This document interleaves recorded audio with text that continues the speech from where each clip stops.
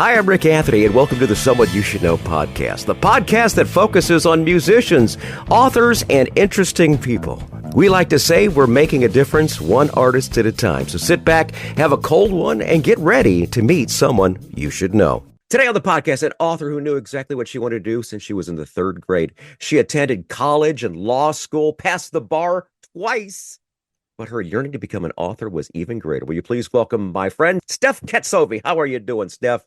I'm doing great, Rick. Thank you so much for having me on today. Steph joins us from New York City today, and she told me that she knew what she wanted to do in the third grade. What was it in the third grade that got you on the career path to becoming an author? Well, I think for me, I loved writing, and I was getting some really good feedback from my teachers that I was a natural at writing and creativity. And so for me, when you get positive feedback, you kind of want to keep the ball rolling on Absolutely. that. So over the years, I'm a voracious reader, and I think that feeds into my passion for writing because you read someone else's good work, and I'm a little competitive. So I got jealous that someone wrote amazing works. So for me, it was trying to hone my craft and see if I could get to a point where the people that I admired were people that I could also emulate in my writing. And, I just kind of stuck with it in the jobs that I took during school and after I graduated, and everything I had always worked towards was something that involved writing and my other sub-passion, which is research. Mm-hmm. And so it took a long and winding road, but here we are. You're many pretty much on the same path. I love reading. I love reading everything. I love the research. Like when I'm doing this podcast show, I love doing the research, the backstory on all of my guests and such. A dumb question for you regarding books itself. Let's say the last 20 years or so, we've had Kindles and such like that. I still like a good old book in front of me rather than a digital book. I have a tendency to get lost or distracted too much with the digital books. But if I've got an actual book in front of me, I feel more comfortable. How about you? I kind of go both ways on that because I also love the look and the feel of a book. I think you do pay closer attention if it's a piece of paper. On the other hand, if you're going somewhere, just having a Kindle is so much easier, and then you could have like 5 books in your hand without even realizing it. So it's much lighter too. Yeah, it's good for travel, but it doesn't replace the actual physical copy of a book. I don't think you can ever replace that.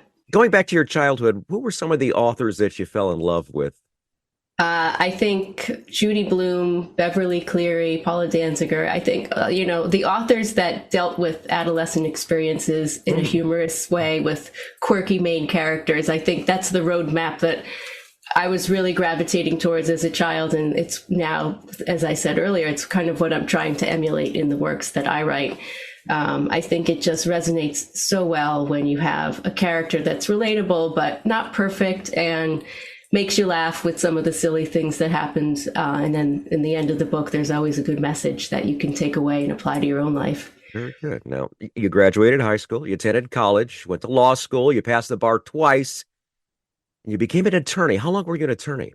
Well, it's a misnomer in a way, because I never actually practiced law. I went to law school knowing that I was not really interested in being the traditional type of attorney. So I worked for a judge one summer, and I got a taste of what that world would be like, and realized not for me. Not for you. I'm a more of an introvert, so if I can sit behind a desk quietly, then I'm very happy. In working in a law firm or in a legal job of that nature, you have a lot of client-facing work, and I never ever wanted to speak or appear before a judge in a business capacity or in any other capacity for that matter. So for me, that wasn't a path I wanted to explore. But truthfully, I didn't know what I wanted to be when I was in college, and wanted some sort of advanced degree, but wasn't sure which direction to go. And law school seemed like it would provide the most flexibility.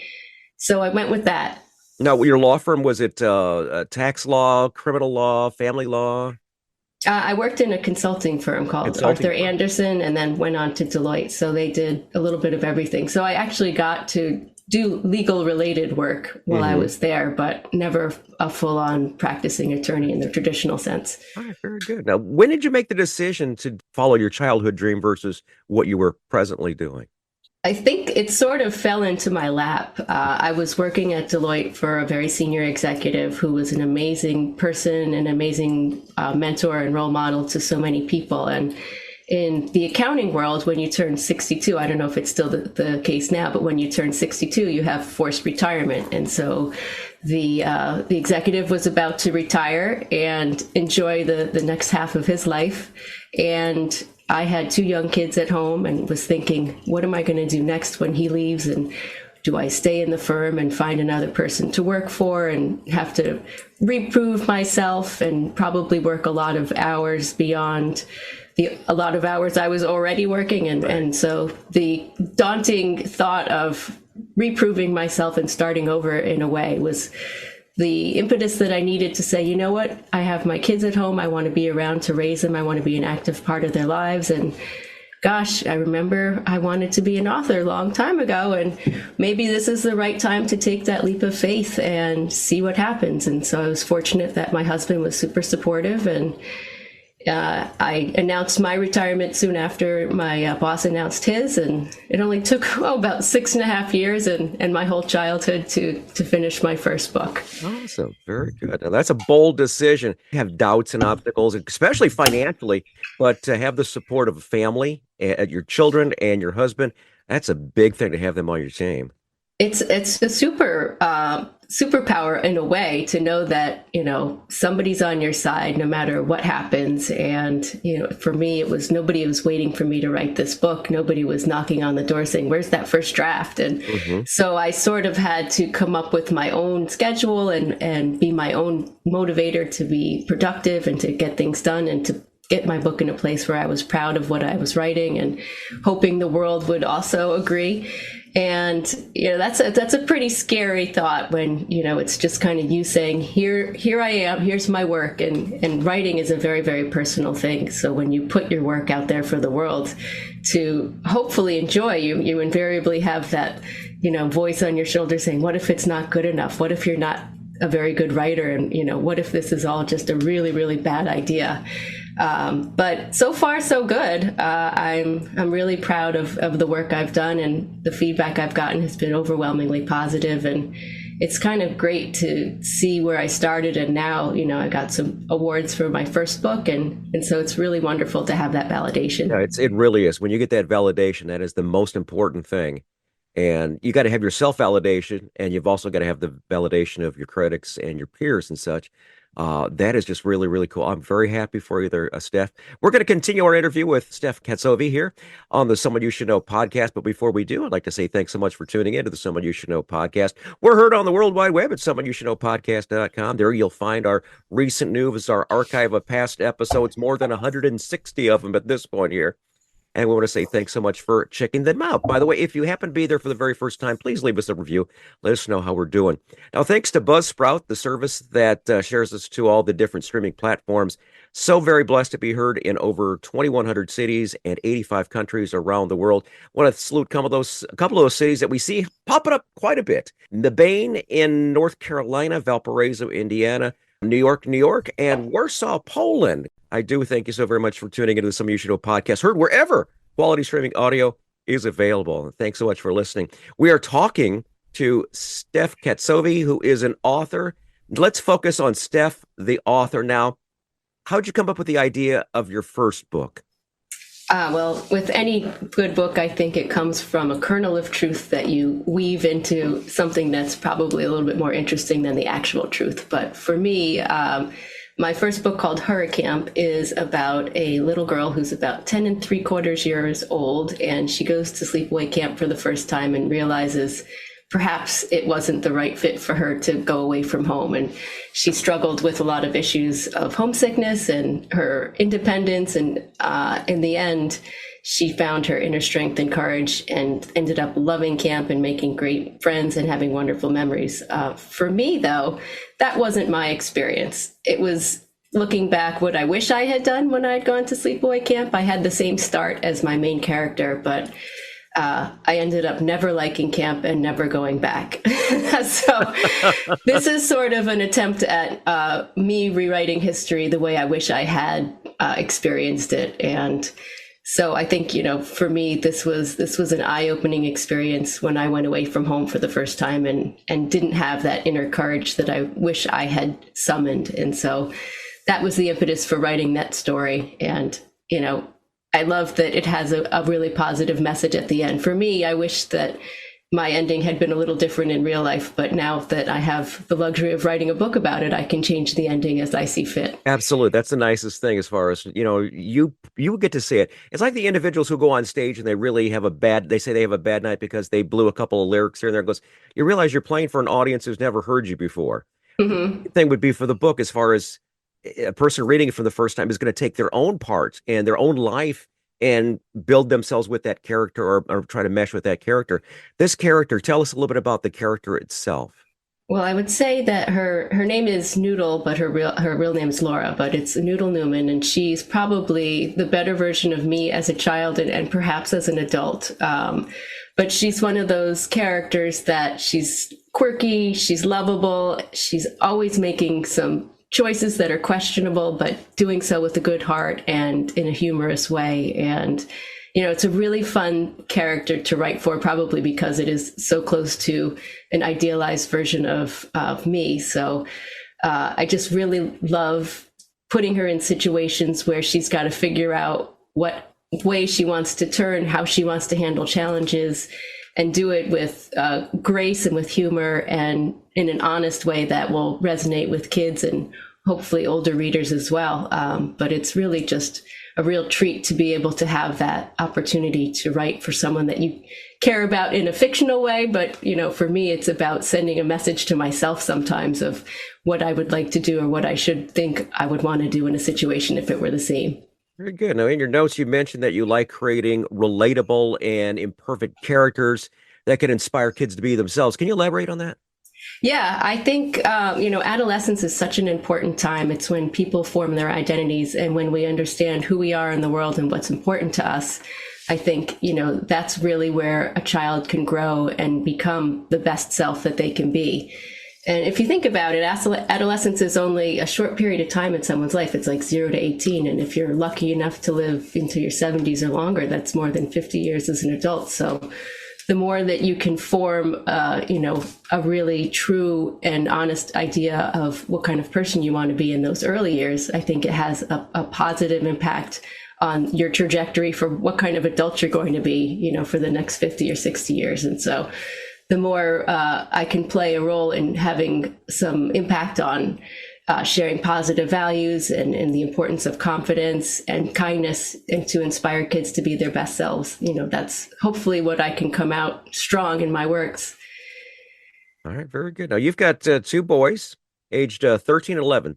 Is that still? Yes. Okay, Yeah, very the good. 11 just happened on Monday. Oh, seriously? Okay, very good. Do you write through their eyes?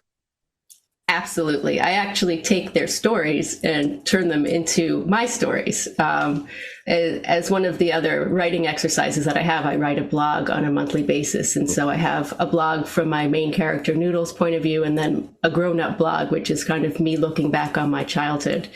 And invariably, my kids will share something about their day, and I say, oh, that's a good idea for my blog. And so then I will either put it in the blog and then I'll share it with them and they're like, hey, that was what happened to me. And it's actually hysterical because they often take offense, but not in a legitimate way. It's more like, that was my story. In other places, I've put their experiences from camp and other day-to-day activities into my book. So they will be seeking some share of the royalties, I'm sure. Oh, very good. A question I have for you, as far as, is there a specific time frame that your book was written? As far as, is it written from you as a child when you grew up, or is it using today's technologies, incorporating your sons into this too? As far as that goes, is there like an era of when this book actually takes place? It's an interesting question because when I write, I try to make it as timeless as possible. And I don't use as many references, if any, to technology because I sort of wanted to have that classic throwback feel. It's helpful because a lot of my books have taken place at sleepaway camp where you really can't have technology in most camps. And I make it a point to make sure that that's the case in the books that I write as well. But it's interesting because I think technology plays such a huge part in our lives, but if I can find a way to creatively remove that, sort of gives me a little bit more freedom to just explore the personal human side versus the technologically aided side. So I would say I write my books with the intention that it's in another realm, perhaps, where we don't have a phone or an iPad or any other devices distracting us. Now, you think the children who are reading this of today, they're so like, what, these kids don't have an iPhone? They don't have an iPad? They're not Well, on the that's why internet? Yeah. in a lot of camps, in a lot of sleepaway camps, you can't have, well, you can sneak them in, I'm sure, but in a lot of sleepaway camps, the traditional ones, you can't have a phone or an iPad. You can have probably a music device, but it's a very simple, I'm basing it on my experience and what my kids have experienced, but it's a simpler way to have, your summer experience for sure. But yeah, it is interesting because so much of what you want to write about, you can incorporate, like she called me on my phone, and I try really hard to avoid that just so that I could keep that timeless classic feel. Very good. Now, you've mentioned the word books several times, so I'm guessing there is maybe a series of these books? Yes, actually, it's a perfect time because my second book, Miss Communicamp, has just come out in April. Awesome. And yeah, I'm really excited. It kind of follows the similar themes of common adolescent challenges, and a lot of the same characters from her camp appear in this work, and they go on different experiences and have a lot more challenges, and always something happens where there's some conflict and then ultimately resolution, and hopefully it engages the readers and they find wonderful nuggets of truth in their own lives to apply. Awesome. I could see a series of books. They're kind of like, Goosebumps or something like that. Let's hope so.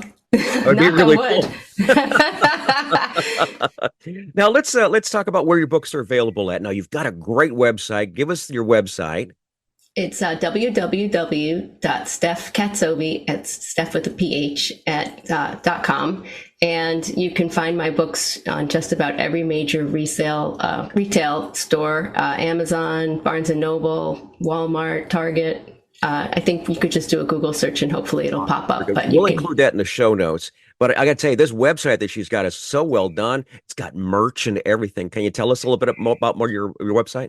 Yeah, the website's actually, I love how it came out. It's got merchandise that, if you're inclined to get a t-shirt, a hat, or a mug, I designed them. And as we talked about earlier, my background is in creative writing and law. So I'm actually really proud of how they came out. They took some really great snippets from different themes from the book, and it's on t-shirts and just fun sayings that I think it's great for kids and adults alike. And they have a range of sizes and colors. So for every color palette, there's probably something for you on the site. And then you can also find my blogs that I write on there and other updates, such as different podcasts that I'm on, like this wonderful podcast. Thank you so very much. Thank you so very much. Yeah, this is very good. We do this for everybody who, everyone asks me, says, I don't know this person, why should I care about it? I said, well, it's called Someone You Should Know. These are what you should know. This author today, fabulous author. She's very, very talented in many things that she does. And that's why I thought it was necessary to have her on my show today. And let's talk a little bit about your boys. What do your boys think about Mom's career so far? I think, they view me as a bit of a celebrity because I have a website and, I go on podcasts like yours and they're like, wow, you must be famous. And I don't have the heart to tell them that, there's a lot of people that know me, but I'm not like Taylor Swift, not at that level yet. But, and my husband is not a football player. So there's very, very low likelihood of that level of celebrity coming. But no, it's great because, they see me in mom mode a lot. But when they see a book or something related to my book come out, or my children's friends read my books, it's like this is a big deal to them. So it's really rewarding to have that validation from their peers as well. My kids have never known a time that I wasn't on the radio, and when they would be with their friends, it's like, your dad's on the radio. It's like, yeah, what, your dad isn't? It just became such a part of the life, and right. It's just amazing. Once again, we invite everybody to check out the show notes to get a copy or a couple hundred copies of this book. That sounds good. The book is called Hurricamp. My guest today has been Steph Katzovi. And any final thoughts we should know about yourself, your characters, the book, or anything else? I invite you to explore the Camp Hillside series, Horror Camp, Miscommunicamp, and then hopefully this summer I'll have time to write the third and maybe keep going from there. But yeah, I'm just really happy to have this amazing opportunity to get to speak to people like you, Rick, and to be introduced to a whole other world of people that I might not come into contact with. So Awesome. Thank you for helping me become someone others should know. Thanks so much, Steph. I appreciate you being on the show. And the thing is, I see this being so many books. And when the next one comes out, please let us know, Steph, so we can go ahead and put it in our news and let everyone know that they need to buy another 100 copies, okay? That sounds like a super plan. Consider it done. Steph, thanks again for being on the podcast. Thank you. Hi, this is Rick Anthony, thanking you again for listening to this episode of Someone You Should Know. Now, if you're an aspiring musician or an established musician that's looking for a little exposure, I invite you to drop us a line at someoneyoushouldknowpodcast@gmail.com. That's someoneyoushouldknowpodcast@gmail.com. Also, I invite you to tell a friend about the Someone You Should Know podcast. I thank you for tuning in this time, and I invite you to check us out next time on the Someone You Should Know podcast, because you never know who's going to show up. Until next time, remember, God loves you, and so do I.